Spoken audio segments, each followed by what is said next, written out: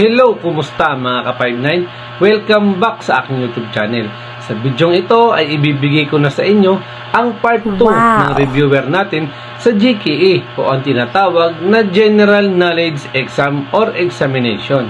Kaya kung ikaw ay interesado na malaman, ang bidyong ito ay para sa iyo. Kaya panoorin mo hanggang dulo. At syempre, bago tayo mag-umpisa, muli, hinihikayat ko kayo na mag-like at mag-subscribe sa aking YouTube channel at pindutin ang notification bell para lagi kayong updated sa mga bagong video na ilalabas ko. Kaya't umpisahan na natin. Let's go!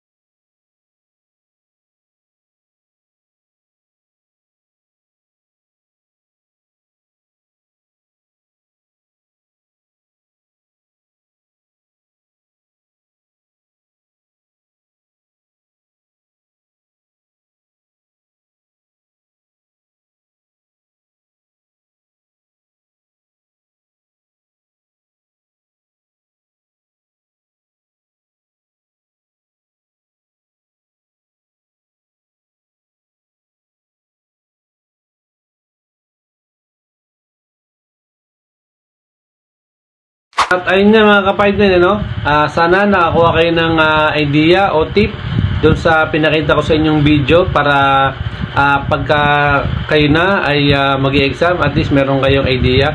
At ayun mga ka-59, hanggang dito na lang muna tayo, At syempre, ang lagi nating paalala, always 10-3-5 sa mga 2-0 para 74 tayo 1-6. Okay mga ka-59, hanggang dito na lang muna. Maraming salamat. Mabuhay tayo at God bless sa ating lahat. Thank you.